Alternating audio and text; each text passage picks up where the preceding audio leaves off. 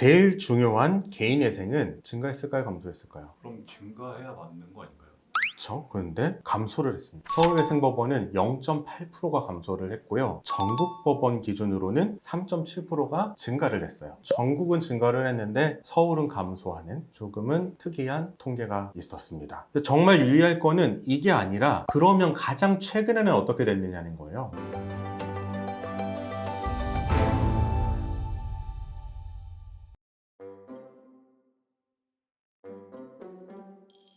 벌써 25년 기준 첫 통계가 나왔죠? 네, 나왔습니다. 유의미하게 볼만한 게 있나요? 이번에는 특별히 서울회생법원에서 홈페이지에 서울회생법원의 지난 1년간 사건 수에 대한 통계 자료를 올려줬어요. 그래서 그 자료를 가져왔는데 유의미한 거는 제가 가장 마지막에 말씀을 드릴게요. 일단 이 기본적인 통계 내용을 보면은 이 통계는 2024년 2월부터 1년 동안의 서울회생법원이 처리한 사건 수를 그 전해와 비교해 놓은 자료였어요. 법인회생 사건 같은 경우 굉장히 많이 증가했어요. 서울회생법원이 7%가 증가를 했습니다.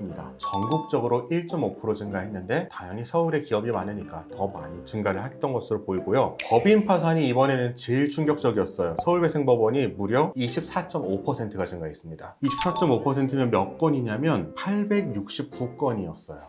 접수된 것이. 그 전해 23년은 698건이었으니까 4분의 1이 증가한 거죠. 굉장히 많이 증가를 했습니다. 전국 법원도 많이 증가했는데 약 12%가 증가를 했었습니다. 작년에는 법인 파산이 정말 많이 증가했다라는 걸 알 수가 있고요. 그만큼 경제가 어렵다는 거죠. 개인 파산 같은 경우에는 정말 특이하게도 감소를 했습니다. 서울회생법원에서만 4.9%가 감소를 했고 전국 법원에서는 5.5%가 감소를 했어요. 왜 감소를 했을까요? 회생으로 더 가서 저도 그 가능성이 높아 보여요. 파산이 엄격하게 진행되니까 회생 절차로 더 많이 가서 그만큼 파산을 하는 사람들이 줄어들지 않았을까라는 생각이 듭니다. 제일 중요한 개인회생은 증가했을까요? 감소했을까요? 그럼 증가해야 맞는 거 아닌가요?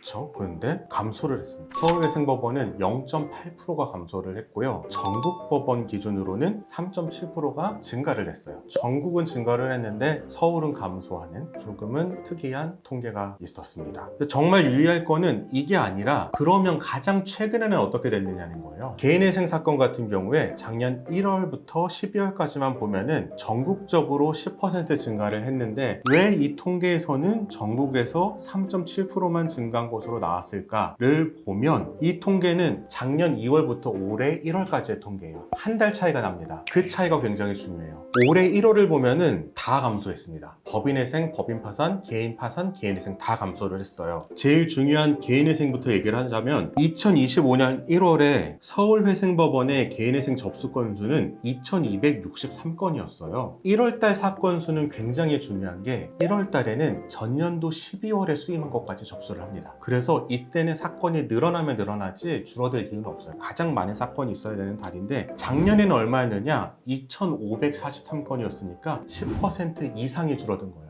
굉장히 많이 줄어든 거고요. 전국법원 기준으로 봐도 1825건으로 전년에 11,996건, 거의 12,000건 대비 1,100건 정도가 줄어들었습니다. 이거 역시 10% 가까이 감소를 한 거죠. 결국 서울회생법원의 통계에서 개인회생 사건과 개인 파산 사건 수가 감소한 것으로 나타난 이유는 올해 1월 달의 사건 수가 너무 크게 줄었기 때문이라고 볼 수가 있어요. 왜 그런 걸까요? 개인회생 사건 수가 언제부터 늘어났는지 보면은 예전에 2014년에 피크를 찍었고요. 한 12만 건 정도 피크를 찍고 2017년까지 서서히 감소하다가 2017년에 증가를 했다가 이때 증가한 사유도 참 흥미로운데 이때 개인회생 기간이 5년에서 3년으로 단축이 됐거든요. 2021년 당시에 개인회생 사건 건수가 8만 건 정도였는데 불과 몇 년 만에 12만 건까지 증가를 한 거죠. 12만 건까지 급격하게 증가를 하다 보니까 이제는 개인회생을 할 만한 사람은 다 한 게 아닐까 싶어요. 좀 경제적으로 힘들고 부채 때문에 힘들어하는 사람은 2022년, 2023년, 2024년 하면서 3년 동안 어느 정도 해결이 된 게 아닌가라는 생각이 저는 듭니다. 그래서 감소를 한 것 같아요.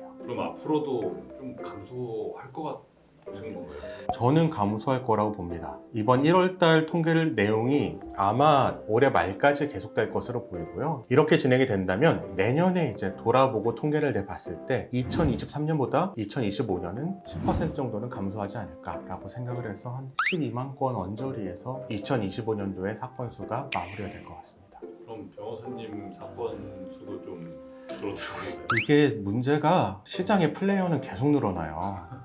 이게 정말 큰 사업자로서의 고민인데 그래도 저희는 저희 나름대로의 강점을 가지고 있으니까 꾸준히 관리를 하고 또 홍보도 해서 많은 분들에게 도움을 드리도록 해야죠. 그럼 이거를 그냥 딱 비즈니스로 봤을 때 네. 개인 회생이 엄청 늘어난다고 해서 네. 변호사님들이 다 이렇게 일로 막 들어왔는데 네. 문 닫는 사무실도 되게 많던데 문 닫는 사무실 보입니다, 실제로.